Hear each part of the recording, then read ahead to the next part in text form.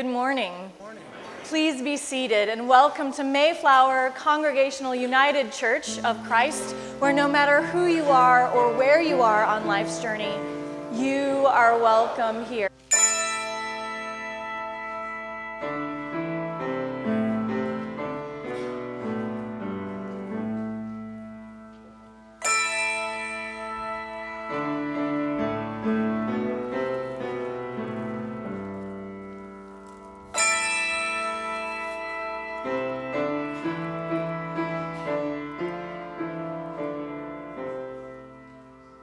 This morning we begin the holy time of Advent. This season is a time set apart from Christmas as a time of reflection, prayer, and perhaps most importantly, preparation for the inbreaking of the good news. While days grow shorter and the shadows lengthen, we watch with faithful expectation for the light of the world.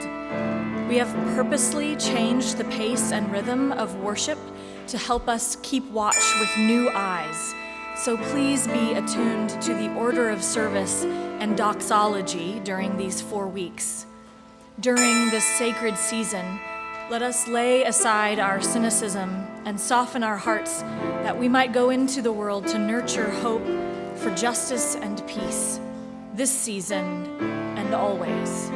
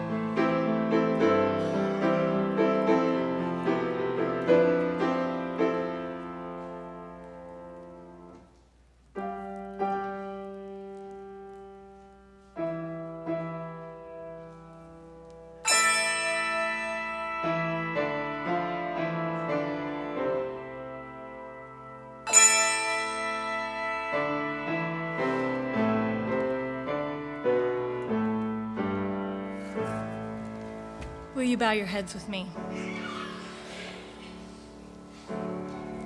Gracious God, today we lit one candle for Advent, one tiny candle. It looks especially small in this big room. Does it matter, that one little light? Does it matter, Holy One? It's the question asked all the time. Does it matter? Does it matter that we drive around to the back of the assisted living center, to the memory care unit, to visit Jack, even though he doesn't remember, doesn't recognize, doesn't recall? There is no sign that he knows we're there, except that his mouth moves into an almost imperceptible frown when we say it's time to go. Does it matter that we submit our concerns during the public comment period on the definition of public charge? Who even reads those comment cards? For all we know, they go into the upside down. But if we do nothing, maybe no one will make the argument that it shouldn't be a crime to use social safety nets, and then it will become a crime. Does it matter that we hold vigil for immigration justice every week? Or are we just praying into the wind? It's true, though, someone new joins us almost every week someone else who can't stomach what the government is doing in our name. There may come a time when we are asked to do more than stand vigil. It will be good the community already knows how to gather. So today we light one candle for Advent, trusting that it matters, but the small flame is enough. Then we visit the lonely. We make the calls and write the letters. We protest and lament, and we invite someone to sing along with us. This little light of mine, I'm gonna let it shine. This little light of mine, I'm gonna let it shine. This little light of mine, I'm gonna let it shine, let it shine, let it shine, let it shine.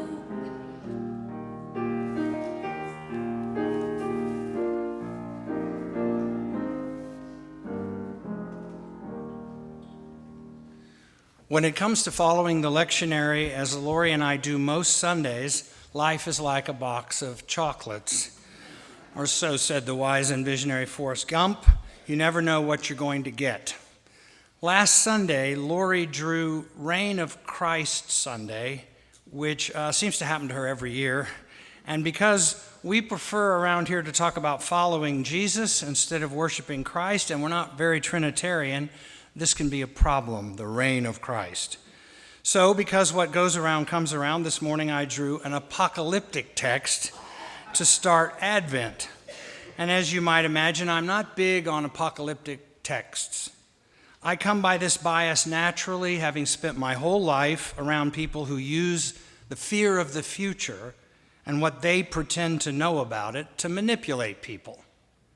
This world of prophecy, as it's known in fundamentalist circles, is forever finding codes in the Bible that indicate that the end is near. And all we need to do is repent, sell everything we own, and give it to the preacher. How many times has someone claimed to know when the world was coming to an end, the date, the time, the hour, and people gathered on some hillside and stared at the sky until, say, an hour passed, and the preacher said something about things only happen when God is ready, and the date gets reset, and we start all over again. We just passed the 40th anniversary of the mass suicide at Jonestown, which was really mass murder. I was in seminary at Phillips in 1978 when this news came, the deaths of over 900 people at a supposedly utopian compound in Guyana. It was announced at coffee hour by the dean. Jim Jones was a Disciples of Christ minister, and Phillips is a Disciples of Christ seminary. And so we stared at the pictures of these dead bodies and wondered how religion can go this terribly wrong. It was because Jim Jones told them he knew the future, and the CIA was coming to get them. And they needed to die with dignity to commit what he called revolutionary suicide. It was at Jonestown, after all, that we got the now common phrase, to drink the Kool-Aid. I am wary of apocalyptic texts for other reasons as well. Because they are a central part of the worldview of the Christian right, I know that as things continue to deteriorate in the Middle East, there are millions of true believers who think that God has already determined when Christ will return and the rapture will occur. By some twisted interpretation of Scripture, it's believed that this cannot occur unless Israel is in possession of certain biblical lands given to them by God. Too bad about the Palestinians. According to the Left Behind series, they're doomed anyway. I must confess, I had a rather dark fantasy about our opening hymn, the familiar and haunting Advent standard, O come, Emmanuel. What if we started singing it this way? O come, Emmanuel, and ransom captive Palestine that mourns in lonely exile here until the child of God appear. O come, O wisdom from on high, and take down walls far and nigh. To us the path of knowledge show, and help us in the two-state way to go. But I digress. Or maybe not, because what's at stake is this: who owns the future? Who gets to predict it? And what does that say about our understanding of God, of the life of faith, and even of Jesus? Which brings me to another reason why I'm not crazy about preaching the apocalyptic texts. I don't believe Jesus ever said these words. I believe that Mark, and then later Matthew and Luke, using Mark as their primary source, placed them into the mouth of Jesus as a way of making it seem he had predicted the destruction of the temple nearly 4 decades after his crucifixion. That event was so horrific, so cataclysmic, that scholars wonder, rightly, if people thought it was a sign that Jesus was right all along, not about predicting the destruction of the temple, but in his judgment against the temple itself and the way religion was practiced there. Was his so-called cleansing of the temple, where he used a whip to drive out money changers and called the place a den of robbers, really a foreshadowing of the temple's destruction in 70 CE? As the decades wore on and Jesus did not return and the kingdom did not come, despite words he's reported to have spoken, truly I tell you, this generation will not pass away until all things have taken place, Mark writes the first gospel in the smoldering ashes of the temple in ruins. Several decades later, Matthew picks up his pen to write his gospel, and then Luke followed a decade, maybe more later. Both included the apocalyptic words of Jesus. And so, if Jesus did say these things, Jesus was wrong. Just want to let that hang there for a minute. These things, meaning his return and the final judgment and the coming of the reign of God, did not happen. Well, we say he's a human after all. Nobody gets it right all the time. Or we might consider that those predictions were placed in his mouth by gospel writers eager to persuade a dubious crowd of Jews who did not believe the Messiah had come and who now mocked this cult of Jesus followers by reminding them daily, well, he hasn't come back yet, your guy. He hasn't come back. Well, that's true. But wait and watch, and remember, he did predict that whole temple destruction thing. There's a great ongoing debate among biblical scholars concerning whether Jesus was really an apocalyptic prophet, and his Sermon on the Mount ethic was radical because he believed the world was about to come to an end. Well, so you might as well travel light, not worry about food, clothing, and shelter, and consider yourself one of the lilies of the field, which bloom today but tomorrow is thrown into the oven. Or, as Lori said last Sunday, that he knew that power is exercised over people when they believe there's not enough for everyone. When the myth of scarcity is the empire's propaganda, turning us against one another in fear, instead of the truth, which is that we have an abundance. Abundance is God's true nature.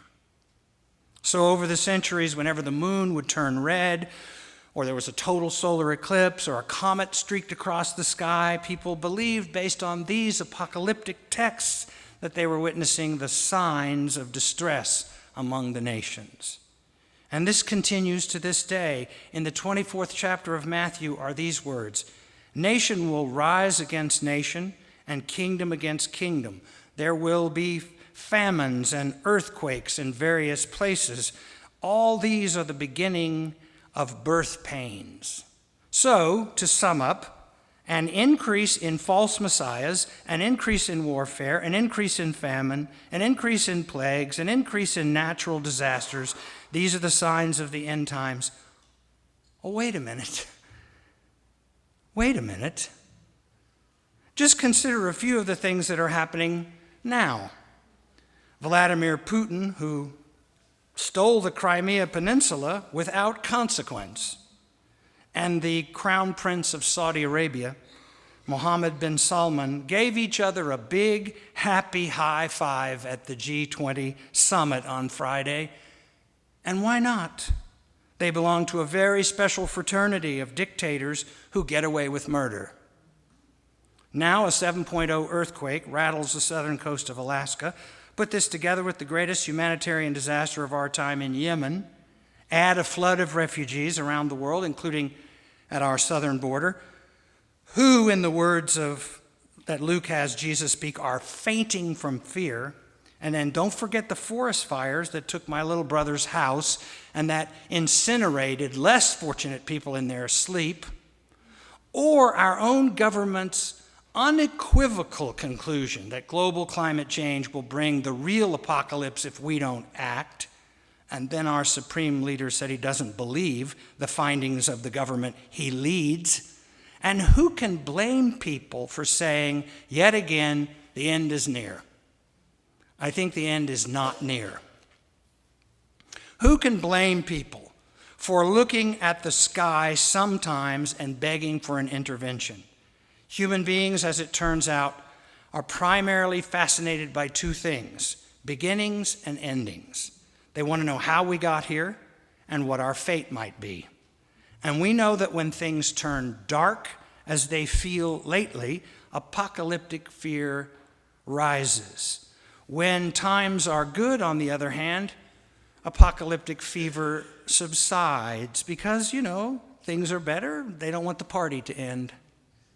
But I want you to know something this morning from this pulpit. I do not believe this all the way down to the marrow of my bones.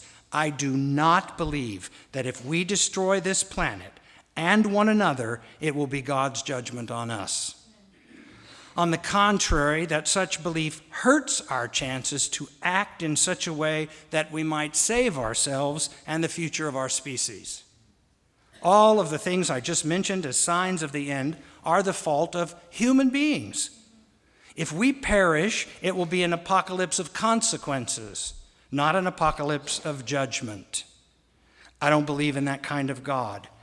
However, I do believe in the kind of human whose birth we await once more in the season of Advent. Not because he will save us, but because he will show us what it means to be a human being fully alive. Advent unsettles our notions of a God of distant transcendence, high above the clouds, directing some long-running play called When Will the Curtain Come Down, and Who Will Make It Out of the Theater Alive? Advent shows us instead a God of imminence, who, as the Son of Man will show us, notice, not the Son of God, but that's another sermon, eliminates any notion that love is far from us or that God is not near to us. And what is this God's name? What do we call this God of imminence? Justice. Now, you might have expected me to say love, that God is love. We've heard that forever, but that word, love, is so hopelessly compromised by narcissism and commercialism, we may need to reconsider. Justice is what God wants, and that's why we're singing about a baby from now until Christmas and not about a lover or a politician or a supreme leader who will solve all our problems. Rather, in the paradox of all paradoxes, upside downness, thy name is Advent. This baby will grow up to be a teacher who will tell us how to solve these problems ourselves. By the way we live, not by the doctrines we sign off on. So, where does faith come into the picture, you ask? What about faith? Simple. We believe against all odds that we can do this in partnership with God, that when we do what we can, where we are with what we have, and leave the rest up to this mystery that connects all things to all things, we embody trust, which is a much better name for faith than faith. It is not in the destruction of the world that we trust and us getting out of it by some special pass, but in the redemption of the world. That's what we trust in, the redemption of the world. That's why we will stand up and raise our heads, because our redemption is drawing near. But this redemption will not be engineered by a God of transcendence, a monarch in the heavens, the top of the cosmic food chain, whatever metaphor you like. Our redemption will be built by human beings who recognize the immanence of God, the God who's with us, in us, right next to us, even in the face of the stranger, the immigrant, or in the breath of a baby born in poverty on a cold Palestinian night. Thank God there were no checkpoints in those days between a mother in labor and the manger. Where are your papers? Because her delivery is our deliverance. Advent, thy name is upside downness. Besides, the last reason I run away from apocalyptic texts is that they ignore the good things that none of us saw coming. None of us. Because we live, in an electronic mass media village. And in the news business, they have a saying, if it bleeds, it leads. We spend a lot more time on bad news than on good news. And then people drag their frightened bodies into church and say, so preacher, where is the good news? It's not on the news. I'll tell you where the good news is. I've got the good news right here. Do you know what this is? I know it's a long way away from you. It's just a little piece of concrete with some graffiti on one side. You know what this is? This is a piece of the Berlin Wall.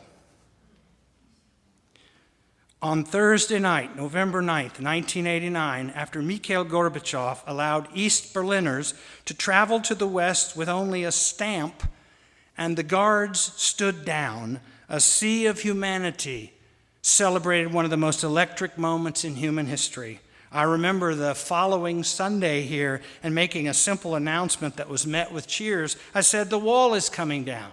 And no one thought, what wall? Perhaps the world's primary symbol of the futility of walls was the Berlin Wall, since all walls fail in the end, so we should stop building them. East and West Berliners jubilantly began tearing it down with sledgehammers, and this is one of the pieces. Then a church member in Germany brought me home this piece of history. It's one of my most cherished possessions. It's a chunk of You Just Never Know. Here's what I remember most about that moment. No one saw it coming. And by no one, I mean no one.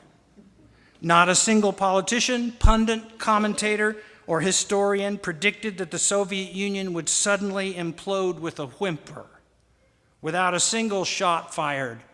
Gorbachev, who in my mind is the greatest reformer of the 20th century, did not have to make it happen. He simply had to decide not to keep it from happening.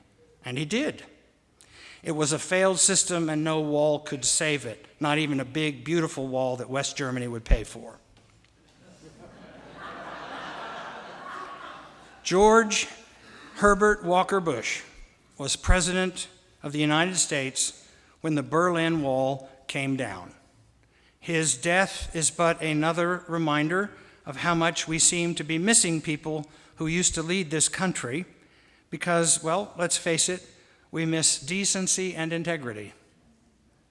When asked why he did not go to Germany to celebrate this momentous occasion, Bush said, "No, what would I do? Dance on the wall? That would not be," to quote his favorite and most parodied line, "prudent." Wouldn't be prudent. Dana Carvey, who can forget. It would also have given the disgraced Soviet Union a chance to use our chest-thumping victory dance as a weapon against us. Instead, the elder Bush made it clear that the United States would do whatever it could to help Gorbachev through a dangerous and complicated moment.